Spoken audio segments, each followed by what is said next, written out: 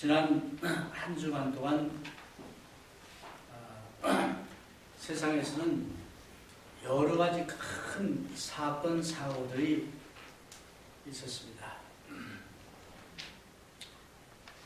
중동 지역의 베니스 또는 파리라고 불려지는 베이루트에서 엄청나게 큰 폭발 사고가 났는데 꼭 원자탄 폭발됐을 때처럼 버섯구름이 나오고 이제 그 폭발로 인해서 자그마치 160명 이상자의 사상자가 나오고 6,000명 이상의 부상자가 나왔습니다. 저는 베이루트에 가보지는 않았지만은 뉴스를 보면서 생각해 봤어요. 그 해변가, 지중해 해변가에 아주 멋있게 지은 아파트들, 평소에는 정말 휴양을 가서 이제 휴가 가서 살고 싶은 아름다운 그런 아파트에 살던 사람들이 하루아침에 엄청난 폭발로 인해서 아파트가 무너져 내리든가 창이 다 깨지고 이제 쓸모없게 되고 하루아침에 이재민들이 되고 또 부상자의 신세가 됐습니다. 아마 그 사람들의 입장에서 볼 때는 정말 믿을 것이 없다. 오늘 내가 어제까지 멀쩡했는데 폭발 사고 이전 직전까지도 그 멋있는 아파트가 그렇게 파괴되리라고는 또는 죽거나 다치리라고는 상상을 못했는데 터져버리니까 그네들은 삶의 터전을 잃어버리고 또는 죽거나 다치게 되었습니다. 얼마나 불안한 얘기입니까? 우리가 지금 겪고 있는 코로나 사태도 어떤 사람에게는 병에 안 걸린 사람들은 괜찮지만 어떤 사람들에게는 이것이 치명적이 되어서 바로 이 훌리홀더에만 해도 코로나로 인해서 한 가족이 여러 명이 한꺼번에 간 그런 사태가 있습니다. 그런 일이 많이 있죠. 믿을 수 없는 불안한 그런 상태죠. 여러분이나 나나 어찌 보면 지금 그 베이루트에 터진 그 폭탄, 원자탄도 아니에요. 폭탄인데 지금 세계에는 어마어마한 원자탄이 7,000개 이상이 있습니다. 사고라도 터지면은 그거의 수십 배의 그런 어떤 일이 일어날 수 있습니다. 네. 우리 한국 사실은 서울에서 휴전선이 30마일 정도밖에 안 되는데 그 이북에 지금 원자탄이 몇 개인지 몰라요. 한국뿐 아니라 또는 세계 각지에 사는 모든 사람들이 일어난 이런 그 불안한 사태 속에서 살고 있습니다. 그런데 오늘 읽은 이 히브리서를 보면은 제가 이번 기회에 히브리서를 한번 쫙 다시 한번 봤어요. 도대체 어떤 사람들에게 이 말씀을 쓴 것일까? 다시 한번 읽으면서 이 말씀을 이제 듣는 그 사람들의 그 상황이 어땠을까? 다시 한번 찾아봤어요. 역사적으로 보면은 이스라엘이 로마의 식민지로 있었습니다. 예수님 당시에도 로마의 식민지. 그래서 빌라도 총독이 이스라엘을 다스리고 있었습니다. 그 로마가 다스리고 있을 때에 여러 로마 황제들이 있습니다. 개중에는 좋은 사람도 좀 있었지만은 악한 황제들이 많이 있었는데 이 히브리서가 쓰여질 아마 그 무렵 전후에서 우리가 잘 아는 네로 황제라는 아주 악한 황제가 다스리고 있었습니다. 그래서 이 네로 황제가 우리가 역사적으로 아는 대로 이제 그 정신적으로 좀 문제가 있는 사람이에요.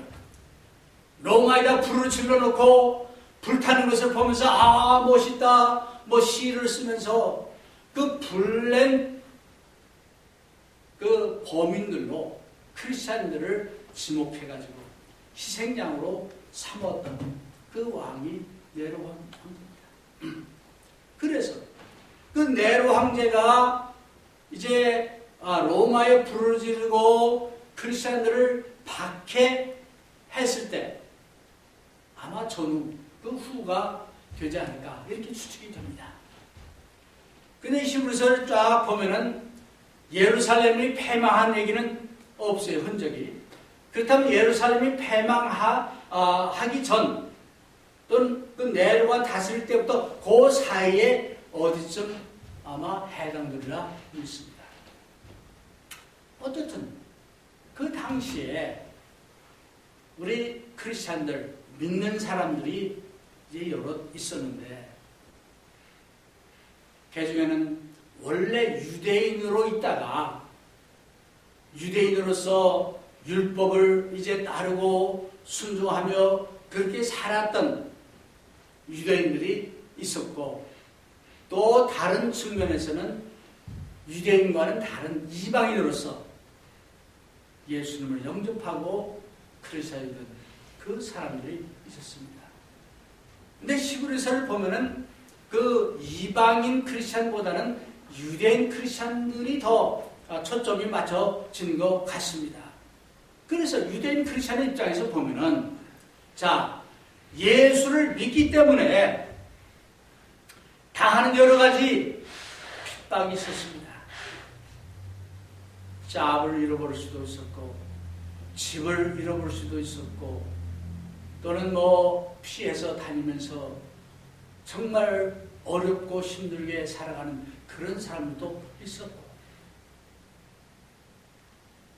유대인 크리스천들 그렇습니다. 네로 황제 같은 이제 못된 리더들을 만나면 더 힘든 그런 상황을 이제 견디고 있었는데 또 한 가지 유대인 크리스천들로서 또 하나 큰 그 도전이 뭐였냐? 자손 대대 자기 조상 대대로 믿어오고 섬겼던 유대교를 이네들은 버리고 새로 생긴 기독교를 영접한 겁니다. 그래서 그 유대교에서 섬겼던 성전 예배라든가 희생 제물이라든가 또 유대교에서 중요하게 여기는 그 모든 것들을 버리고 예수님이 가르치는 새로운 어떤 그 가르침을 이네들은 받아들인 거예요. 그러니까 이중고죠. 크리스천이기 때문에 당하는 핍박도 있었고 또 유대인 크리스천이기 때문에 당하는 이런 것들이 그네들에게 있었습니다. 그래서 이 히브리서 10장 32절에 보면은 거기에 참 전에들은 집을 뺏기며 또 감옥에 갇히기도 하고 비방과 조롱도 받고 또 등등 그런 내용들이 거기 나옵니다. 그런데 더 이 사람들이 힘들었던 것은 자기의 그 가족들 또는 부모 또 자기 커뮤니티 이런 데서 유대교를 버리고 기독교로 갔기 때문에 당하는 그런 그 핍박들이 많이 있었습니다. 그래서 그런 그 스트레스, 프레셔를 견디지 못하고 어떤 사람은 아예 기독교를 떠나서 믿음을 버리고 간 사람들도 있고 어떤 사람들은 이거 어떻게 좀 해봐야 되니까 세상적인 것 적당히 타협을 해서 원래의 가르침, 원래의 복음에다가 좀 섞어서 그렇게 해서 이제 컴프로마이즈하는 그런 사람들이 있었던 겁니다. 그래서 히브리서 저자는 바로 그런 사람들을 향해서 이제 핍박과 어려움 때문에 고통도 하고 이제 실망하고 넘어지려고 하는 그런 사람들을 격려하기 위해서 하는 말씀도 있고, 또는 이제 옛날 믿었던 정말 유대 그 커뮤니티에서 행했던 그런 것들을 다시 받아들이면은 좀 쉬우니까. 그래서 그런 것들을 이제 다시 받아들이고 뒤로 백하는 그런 사람들이 그러지 마라. 그런 내용의 말씀을 여기서 이제 하고 있습니다. 그래서 한마디로 오늘 이제 이러한 고통과 어려움과 핍박 가운데 어떻게 우리가 믿음을 지켜야 할 것인가? 뭐 많이 있습니다만은 세 가지를 이제 오늘 같이 생각해 보고자 합니다. 이런 핍박을 당하고 스트레스를 당하고 내 믿음이 흔들리고 연약할 때 어떻게 할 것이냐. 그래서 세 가지를 얘기하고 있습니다. 첫 번째, 참고 견뎌라. 이 크리스찬의 그 덕목 중에 많이 있겠습니다만은 이 참고 견디는 것, 어쩌면 이게 저 사람 정말 예수 믿는 사람이구나, 이게 다 드러나는 것 중에 하나가 참고 견디는 거예요. 얼마나 참고 견딜 수 있나. 그래서 참고 견디는 것, 이게 믿음을 지키는 참 큰 중요한 덕목 중에 하나입니다. 요즘 우리 뭐 이웃 사람들하고 이렇게 만나가지고 How you doing? 하고 부르면 hang in there. hang in there 소리를 많이 해요. 견뎌낸다 그 얘기죠. 어쩌면 핍박을 당하고 짜부로 인해서 어려움을 당하고 경제적으로 정신적으로 또 여러 가지 어려움을 당할 때에 하나님의 말씀은 이제 우리에게 하기를 참고 견디라. 여러분, 특히 더울 때는 참고 견디기 힘듭니다. 그렇죠? 이 더울 때는 이 불쾌지수가 더 높아져가지고 그냥 올라와 버리잖아요. 이제 우리가 대인 관계에서나 또 모든 그 우리의 삶 가운데서 참고 하나님의 그 약속을 믿고 견디는 것, 이게 믿음을 지키는 덕목이다. 중요한 그 적시다 하는 것이. 그래서 여기서 3장 그 전문을 이렇게 보면은 히브리서 기자는 구체적으로 몇 사람을 소개를 합니다. 아브라함, 모세, 또는 예수님을 소개하면서 아브라함도 그 아들의 약속을 받고 자손의 약속을 받고 25년을 견뎌가지고 참고 견뎌서 마지막에는 그 아들을 얻게 되는 것을 압니다. 모세는 우리가 잘 아는 대로 40년 동안 정말 평안하게 궁중생활을 했는데 40년 동안 이제 미디안에서 이제 광야 생활을 했습니다. 그래가지고 다시 에집트에 가가지고 바로 왕에게 이제 가서 하나님의 말씀을 전하는데, 야, 그거 참 정말 힘들었겠구나. 저는 그렇게 생각합니다.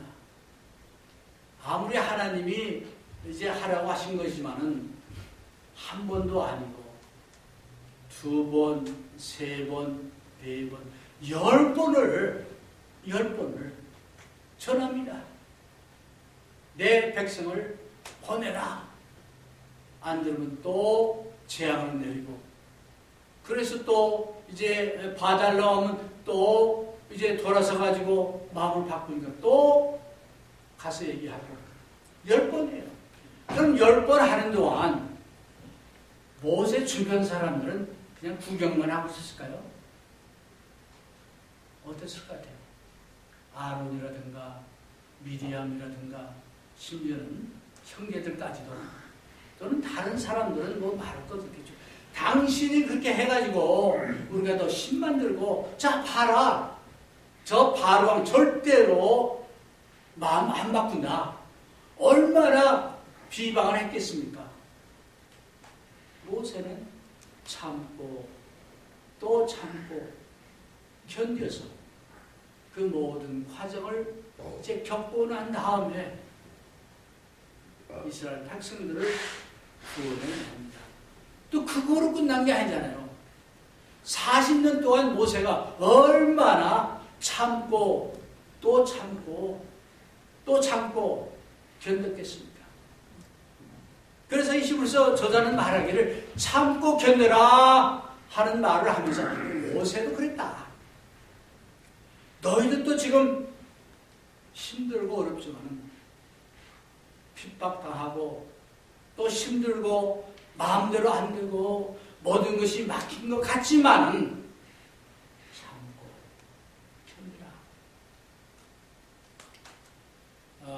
참 내가 힘든데, 나는 힘들어 죽겠는데 참어 견뎌. 그 말 들으면 어때요 여러분? 화가 날 거예요. 하나님 말씀은 그럴 때 그런 사람이, 특히 우리 믿는 사람은 참고 견디라 그렇습니다. 이제 오늘날 그 현대 사회가 정말 너무 빨라졌어요. 저는 뭐 75년밖에 못 살았지만은 제 세대 속에서도 그 속도의 변화를 보면요, 어마어마하게 빨라졌어요.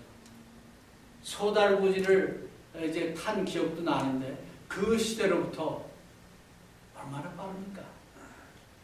그것도 모자라가지고 인터넷, 뭐 이 셀러폰, 그냥 즉석에서 한국, 미국, 모든 사람과 즉석에서 이렇게 연결이 되고 그런 시대에 살고 있습니다.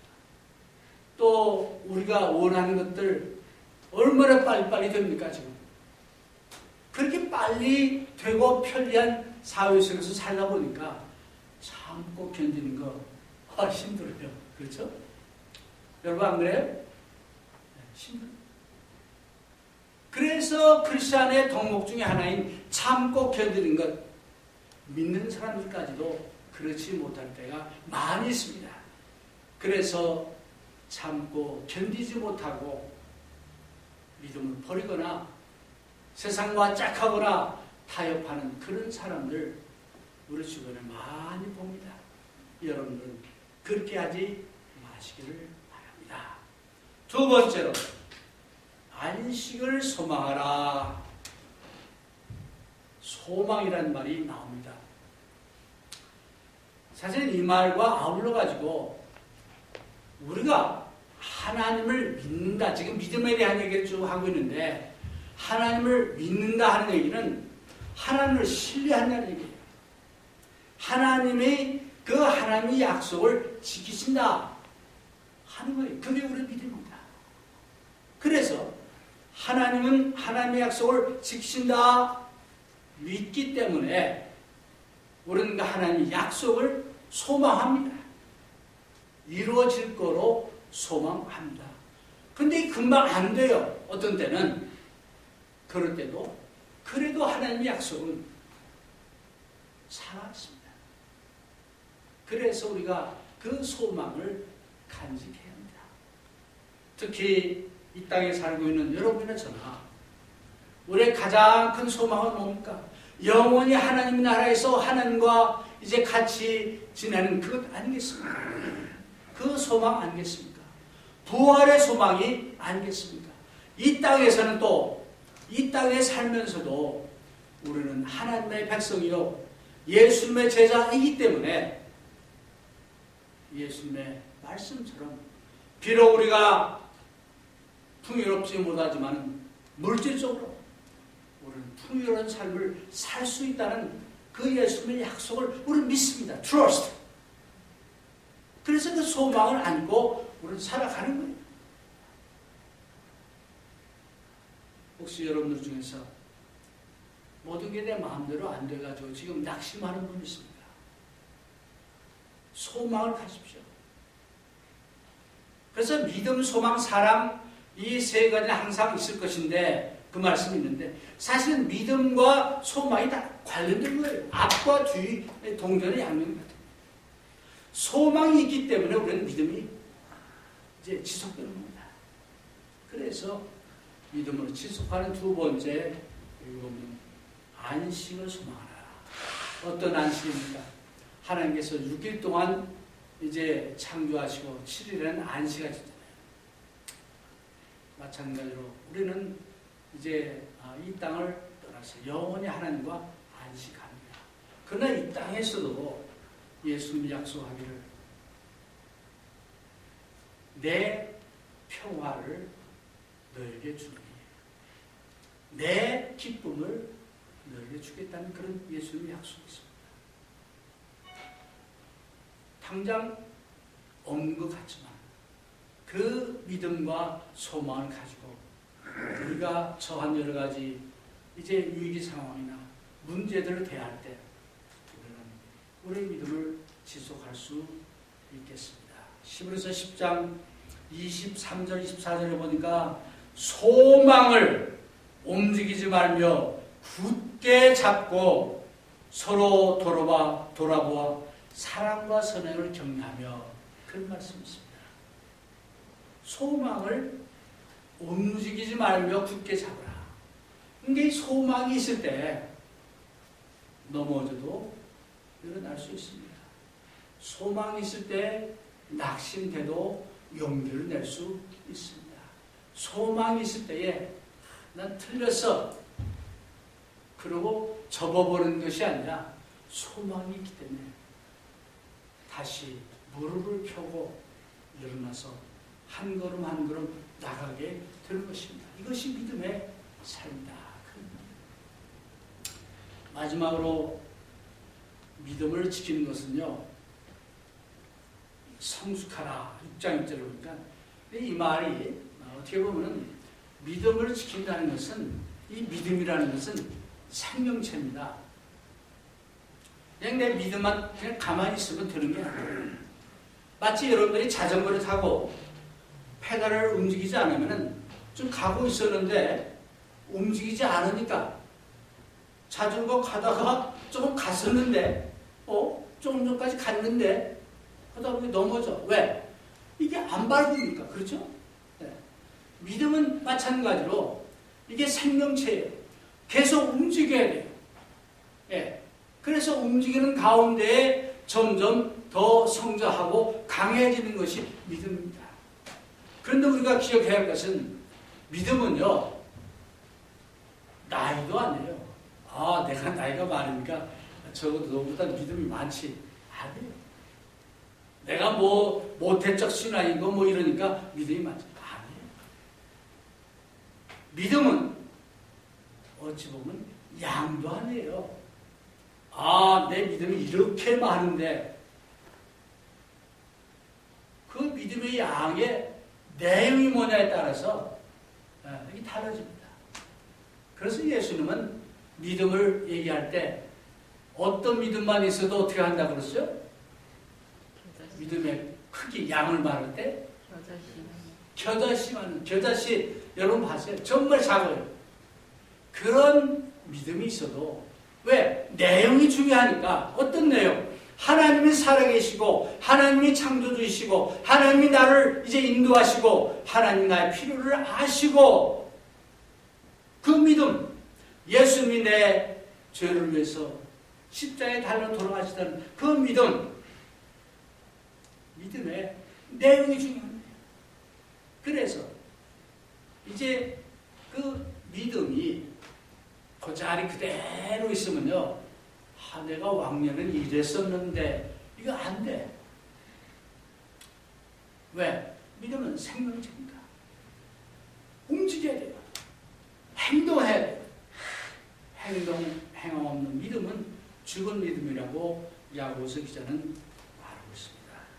그래서 우리의 믿음을 지키고 지속하기 위해서 우리는 우리의 믿음을 지속해서 표현도 하고 믿음을 다시 한번 이제 정말 정리도 하고 또 믿음을 실천하고 이런 가운데서 우리는 계속 페달을 밟아 가는 겁니다.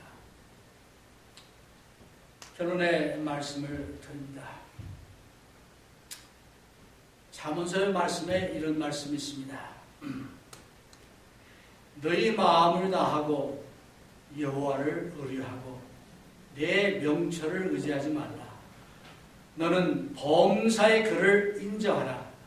그리하면 내 길을 지도하시리라. 스스로 지혜 있게 여기지 말라. 여호와를 경외하여 악을 떠날지어다. 이것이 내 몸에 양약이 되어 내 골수를 윤택케 되리라. 어찌 보면 이런 삶은 어떤 삶이냐? 믿음의 삶입니다.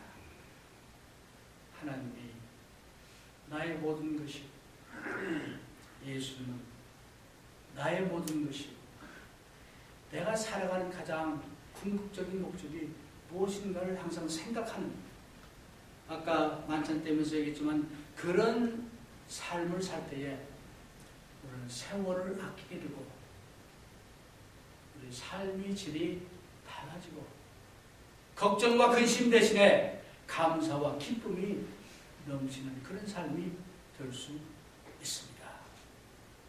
우리 모두 믿음으로 주 안에서 승리합시다.